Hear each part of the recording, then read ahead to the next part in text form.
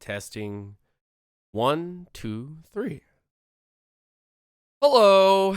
How's it going? Guys? I see people filling up into the chat. Me. Sorry for the coughing. But I'm like about 70%. Maybe like 74%. But Dan, how'd you get to 74%? That's such an odd number. Yeah, I don't know. How's it going, guys? It's your boy, Lieutenant Dan. Live, Orlando, Florida.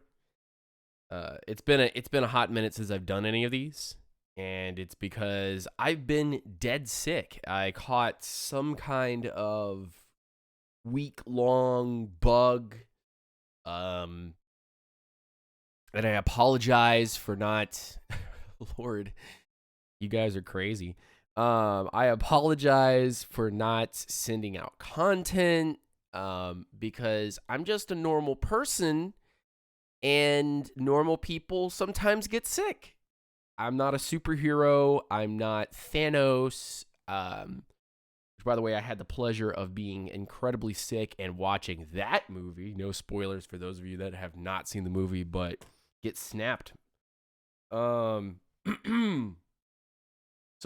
I apologize again for being late on content, and we're gonna go ahead and move on into some actual content now.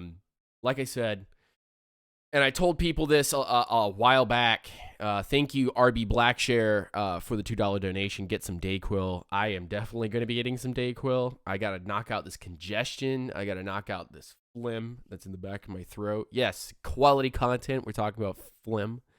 FaZe BB Cox, thank you for the $5 donation in the super chat.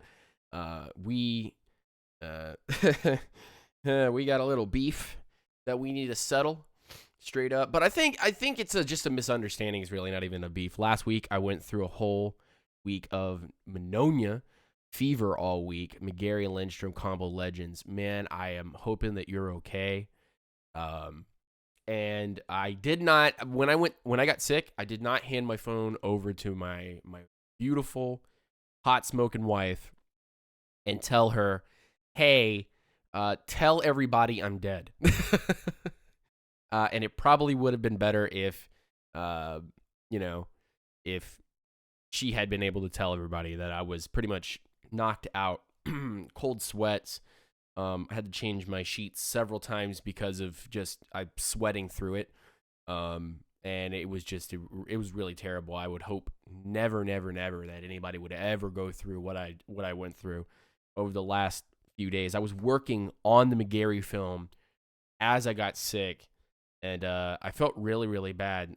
Today, I'm not going to break down too many Falcons things. I'm just going to talk about things that I saw while I was sick, and news leading up to, and have a couple of discussions. I'm not going to get too animated today, because I feel like if I do, I'll be drained of all energy, and I do have to, I would like to stream today on Twitch and play some video games for you guys and chillax and talk with you guys. So very quickly, I want to go into the chat and just say hi to Jock, RB, FaZe BB Cox, James Dockery all the way from Kentucky, Mark Hill all the way from the UK. Thank you guys for being here.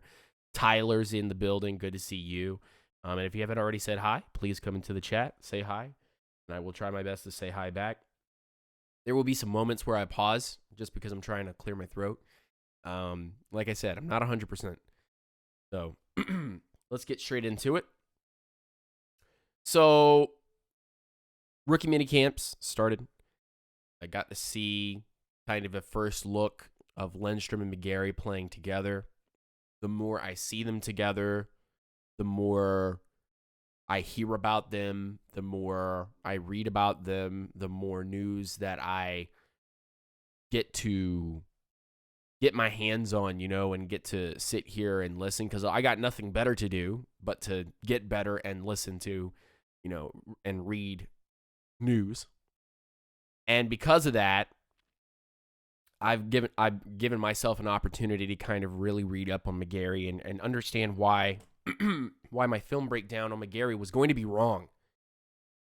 And got to listen to quite a few other Falcons podcasters talk a little bit about McGary, especially my good friend Aaron Freeman, who we have our differences and whatnot, but he has talked to some of the guys that have written and know some of the guys that have worked with McGary and why his footwork and his hand technique and his technical stance on taking guys, that why he does what he does. And before I got sick, I almost made a video of McGary and almost published it. And now it's like a blessing in disguise. Now that I have gotten sick, I feel like it put me in a better place. Not to say that I wanted to get sick, but I'm glad that I did get sick because it stopped me from publishing a video that I think would have been more damaging than it would have been helpful. Because there's something that not only in sports media, but also I think in media in general. Good to see Jack Savage in here. But there's something in just media in general that if people let things kind of ride out for a little bit, they can really find the truth instead of trying to find instant reactions. There's a problem with social media is that everybody tries to do instant reactions to everything. And I think that can sometimes lead to the truth not actually being discovered. And so it's kind of weird that I went to go do the McGary film breakdown and give that to you guys last Sunday, and I'll be working on that McGary film breakdown, and when I'm ready to give it to you, I will give it to you. I'll be working on other film breakdowns, and I'll be doing video gaming because there's not a lot of football stuff to really talk about, so please make sure you follow us on Twitch. We'll be talking all kinds of stuff over there, and the channel here, we will be tuning in every 2 days. So every other day, which means we'll probably be doing like 2 or 3 live shows a week for you guys here, just talking sports and talking news. But the Twitch is going to be super, super lit, so make sure you check that out. And we're going to be live there today. But when I went to go give you that film breakdown, I felt myself kind of like something's not right, something's wrong. And it was me getting sick.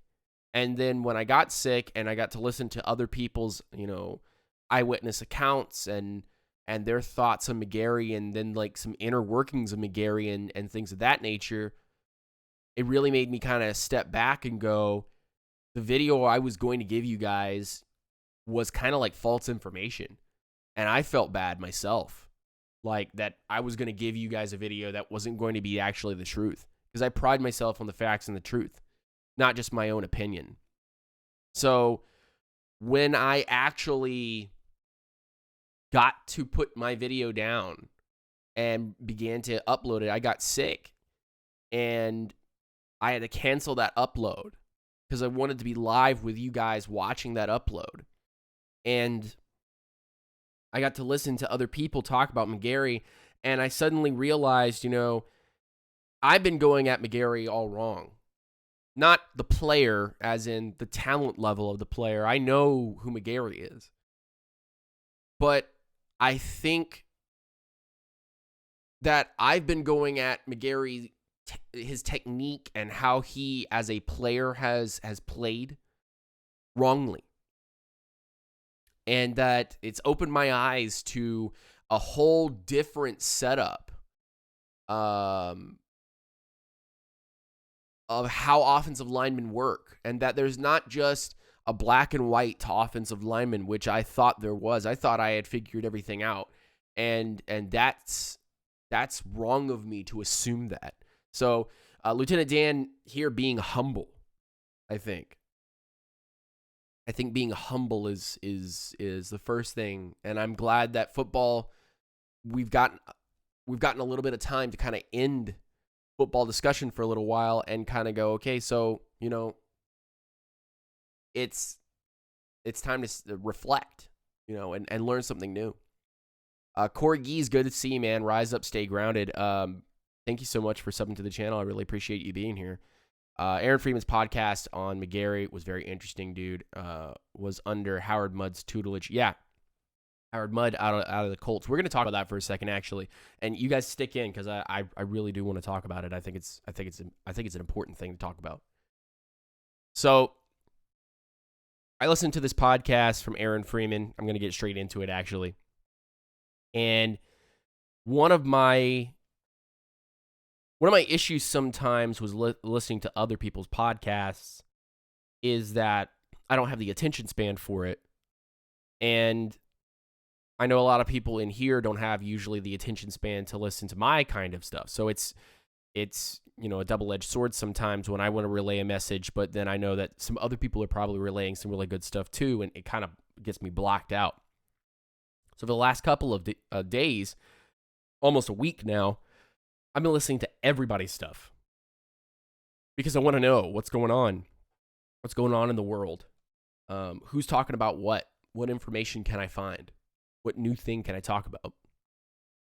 And it was interesting to learn a little bit about Howard Mudd, not only because I knew him from the Colts with Peyton Manning and him teaching that offensive line and how they did things in Indianapolis, but then to understand a little bit about, his work at Washington and how he trained his offensive lineman, how he raved about McGary as a freshman, how he raved about McGary and his athleticism and the technique that he was able to teach him. He ate it up. And so McGary was like kind of a teacher's pet there in Washington, not in a bad way, but in a way that a sponge to water type effect, where he just soak it up and immediately, do what he wants to do. And I thought that was really, really interesting that, Aaron Freeman brings on special guest who wrote this article on Kaleb McGary, and McGary comes out, that story comes out a little bit differently about how McGary is a technical wizard, not only powerful, but a technical wizard in the viewpoint that he baits defensive ends and defensive tackles. He baits them into doing things. And that made me really look at the Washington film from 2018 differently. Because I was coming into the Washington tape, and I'm human like everybody else, but I came into the Washington tape going, okay, this is how offensive linemen do things. This is how a right tackle should do things. This is how a right guard should do things. Center, left guard, left tackle. These are how these guys should do things.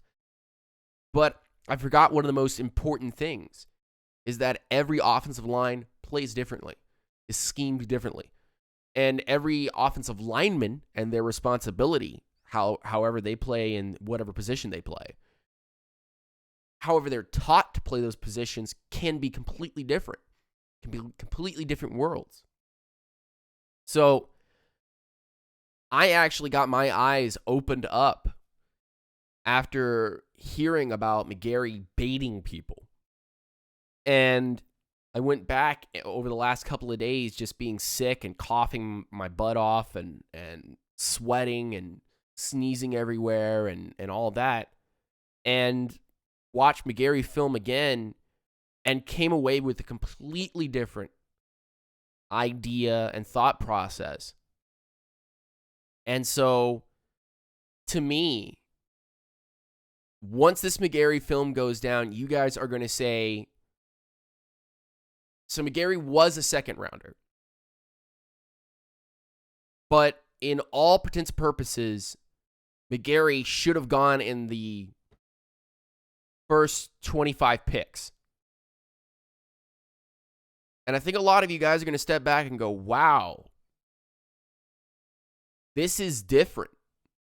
This is not this is not the same that we've been fed over these many, many years of watching tape and being told by Falcons organization or NFL executives or scouts. This is not the same type of offensive line play. Because, I mean, not to spoil, but looking at the way that the Falcons have always done things and looking at the way that the guys that have taught me how to look at film. now just flipped my world upside down, and now looking at McGary tape, it makes sense. It's like having that moment where it clicks, you know? That moment where it clicks when you're doing a puzzle, or you're doing one of those you're doing one of those open a lock type things. And it's crazy, but once you figure it out, once it makes sense and it clicks and you redo the puzzle, it's like riding a bike. You never really forget how to ride a bike, but once you learn the new thing about riding a bike, boom, it's wow. It's completely different. And it makes sense, and it's easy. Good to see Jimmy Wright and B Ballard in here, and David Wright. I'm hoping that all of you guys are having a great day. No shiny nickels, man. We can do it again for center next year. By the way, make sure that you go over to Mad Mike Sports and you subscribe to that channel. He's already at 2,000 subscribers. Big claps in the chat if you guys don't mind. Clap emojis, whatever you guys want to do. But in a close to a year, he's gone up 2,000 subscribers and just really just blew it out of the water. And Mad Mike Sports really keeping it down. Mike and I are now going to be in a little cahoots. We've always been under the Unintentional Grounding umbrella, but Mike and I and Real Pat Man are now a little bit in cahoots here, where we're going to be working together very closely, and working off of each other's successes to build a Falcons media that's actually reliable and makes actual sense. So I hope you guys continue to follow us, and I hope you guys continue to subscribe and hit that notification bell, hit that like button, and continue to support us going forward. So yeah, the Cale McGary thing, that really had me just absolutely happy and pleasantly surprised. Do I think that McGary should start? My opinion is slowly changing. And I think all opinions should be able to morph and change and evolve. I think people saying that your opinion should stay on one little thing, kind of silly. But I will call myself out. And this will be the first time that you guys have ever heard this. So 23 people listening right now are about to hear Lieutenant Dan call out Lieutenant Dan, or past Lieutenant Dan.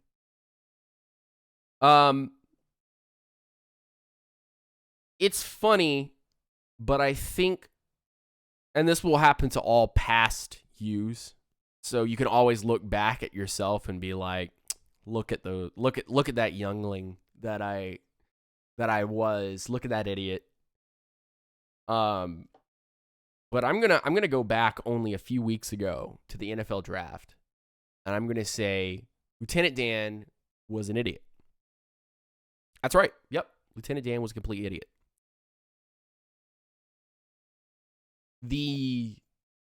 I wouldn't say biased, but I would say the wholehearted idea and the honest idea that the Falcons need to redo the defense was not wrong, but it was jaded. I think in hindsight now, looking back at dumb Lieutenant Dan, I've had good moments, I've had bad moments, and this year, I think I can look back and say my biggest failure of 2019's draft has been the fact that I was so concerned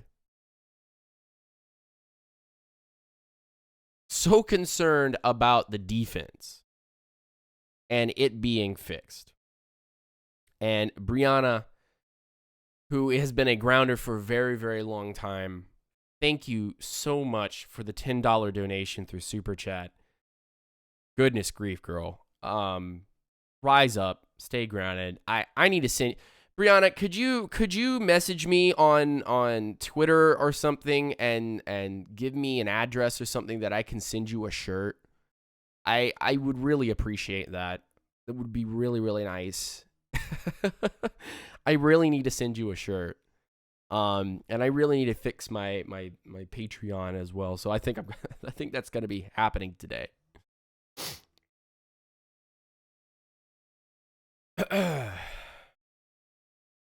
Anywho,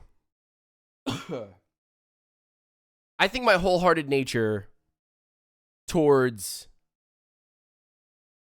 fixing the defense was not wrong, but I think it was jaded to the fact that if we had fixed the defense and made it younger and made it better, would that have fixed the biggest problems on this team?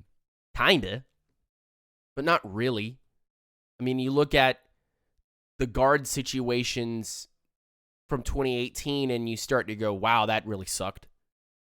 You look at the defensive line and you go, wow, that also equally sucked.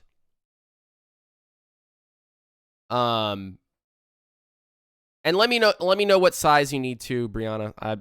I'll send it over ASAP. I just I think I got so caught up, and you're not going to hear any other podcasters call themselves out or tell you that they're wrong. But I think I got so caught up in something that the Falcons put a lot of faith and trust into unknowns. I got so caught up in that, but I didn't get caught up in some of the other problems, like right tackle wasn't a massive issue, but to upgrade it with someone that can be there for 10 years makes sense.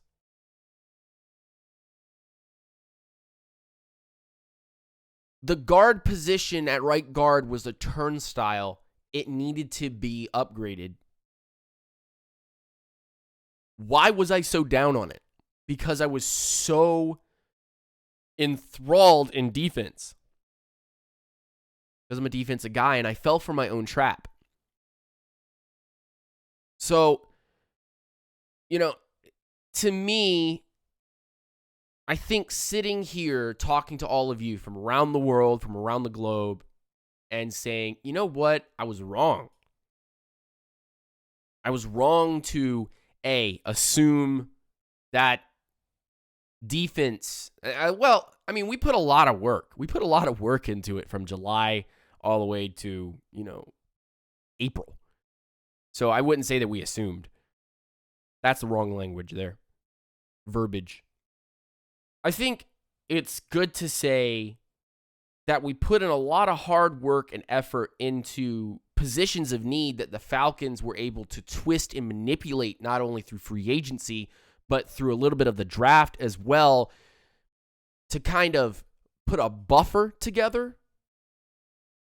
And what we said right after the draft happened, where we said that 2020, we pretty much built for the 2020 draft, might be a little facetious, but it might also, at this point in time, be as truthful as we can be. So I think just looking at the film, looking at the team as a whole, the Falcons made the right choice. It wasn't the fan favorite, but it makes sense. It works, and that's the point. So the picks all the way through are crazy well thought out. The Lindstrom pick, you knew right guard was a turnstile. And people were talking about it, but they weren't putting it as priority number one. The McGary pick, everybody was so up in arms about right tackle, and those of you that wanted it got it, but you didn't get the one that you wanted. And then we start learning about McGary, and we go, oh, okay, so this makes perfect sense. the picks of both of these corners, and one of them is actually working in punt returns, kick returns, and now we start going, oh, okay, here we go. Now things getting interesting. Daniel Robinson goes, how do you feel about the overall depth of the O-line? I think the competition is there. By signing Jamon Brown and James Carpenter, and I know there are some people out there talking about Lindstrom playing left guard, and I laugh at that. I laugh at it because you can't fix everything. You can't think that everything is going to get fixed in 1 year. But to start trying to throw people all over the line is like Mike Smith, man. You can't do that. Lindstrom will be a right guard. McGary will be a right tackle. Carpenter will be a left guard. They were brought in for specific purposes. We've got Wes Schweitzer. We've got, I believe we have Gano. I'm not going to be 100% sure on that. I need to look at the roster. After being sick, I have lost all information in my head. It's like a mind wipe. I got Men in Blacked. Somebody took out the little phaser gun, whatever, the little mind wiper, put on their glasses and just hit the button and erased everything in my head after getting sick. So, man, like, to move on, the overall line right now looks great. Looks fantastic. And there are going to be people that are going to complain about Carpenter. There's going to be people that are going to complain about right guard, and there's going to be people going to complain about not getting enough, and I'm just going to say this. NFL scouts are saying that the 2020 draft for offensive linemen is going to be very bad. Awful, actually, is the word that I've heard. And if there's one thing that I think that really makes sense, is that this analogy works very, very well. The Infinity Gauntlet, there's a picture of Matt Ryan, and Matt Ryan has an Infinity Gauntlet on, and the faces of all the O-linemen, current draft picks, and guys that we have brought in. That picture is going around, it's viral, and it has, the current as Jake and Carpenter and Mac, and then it has Lindstrom and McGary on the gauntlet as the Stones. And I think that's really funny because if it does work out at all, you could see Matt Ryan end his career with an incredibly young offensive line, incredibly talented.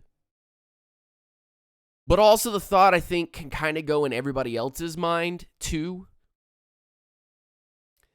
is that if the Falcons were so invested in getting offensive linemen for Matt Ryan for this year and then, building upon that going forward, then I wonder how the Falcons feel about the 2020 draft coming up, because they already have their scouts talking about the 2020 draft. I think it's safe to say, if you're a Falcons fan, that this team right now, offensively, looks as sound as it's ever been. And I don't have any guesswork to tell you about the offensive line like I've had over in 2018 and 2017 when I was talking to you guys about, wow, Sark, I'm trying to put a lot of faith in him. I'm not trying to put a lot of faith in Cutter at all. I know who he is. I know what he's going to do. I know how he's going to play our players. I know what kind of game he's going to play with NFL defenses. I know what he can do with the talent that he has at his disposal at this current point in time. I'm really excited about Prodigy Olesen, the running back out of Pitt, who ran behind James Conner, who's working in Pittsburgh. as their lead running back. So to me, I'm at a point where this draft just makes too much goddamn sense. And I'm excited about it.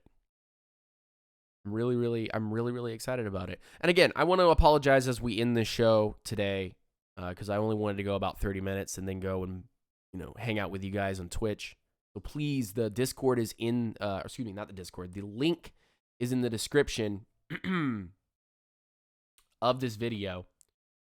www.twitch.tv/unintentional grounding. Please go to that link. Please go over there, because we're transferring a lot of what we do over to the Twitch, so that while this channel will get highlights of what we do, this will be, for football season, and vlogging. And then during the off season, time right now, we can play some video games and hang out together and beat some stuff,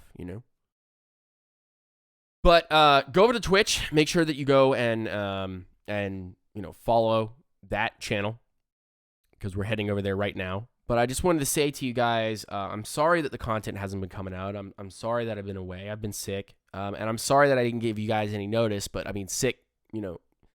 Germs don't germs don't have any time off. Germs do germs thing, right? Germs just germ, right? They just get to do whatever they want. They wish I could be a germ. Silly thought here, because maybe I'm sick, and maybe it's still, maybe I shouldn't be doing this. Raichu's right. Germs don't have a schedule. But maybe it'd be cool to be a germ, because you don't ever get sick. You are the sickness. And maybe you get to do whatever you want. maybe that would be the life. Like, you can hang out on the beach. You made somebody sick. You can go, make people sick in their houses. I mean, maybe that's a little creepy, but you can chill out. You can free travel, no rent. I mean, hell, man, germ life is pretty dope. All right, enough of that. Thank you guys for tuning in. I'm heading over from here to Twitch. Come and hang out with us. Try to get those of you that have PlayStations. Tell you right now, those of you that have PlayStations, friend me on PlayStation, because I want you guys to be on the streams. I want you guys to be on the streams. I want you guys to talk about the things you want to talk about. I'm giving you an outlet to do so. So friend me on PlayStation by going over to my Twitch. The GoatBeard91 is my gamer tag on PlayStation. I want you to friend that. I want you to come play games with me. Join my party. And talk some of the Falcons things that you want to talk about. And then we'll cut that up and we'll put that here on YouTube. And we'll chill out and relax. And we'll have some fun. You know what I'm saying? So, rise up. Stay grounded. Again, germs don't have a schedule, like Raichu said, and I've been sick over the last week, and I apologize for not giving you guys notice. It just came in and it kind of just punched me in the gut. At least I wasn't throwing up. At least I wasn't throwing up. I was coughing like this, and nasal congestion, and I had a fever close to 100. And I was just like, I'm a dead man. I felt like the Undertaker when they open up the casket and then he gets out of the casket and he's like, "Oh, zombie." then he tombstone pile drives you into the mat. Anyway, rise up, stay grounded. Thank you guys for coming by. I really appreciate it. And I'll catch you guys a little bit later. Peace and hair grease to all of you guys. I'll see you guys on Twitch. In about 3 minutes. 3 minutes. We'll be on Twitch in 3 minutes. Peace.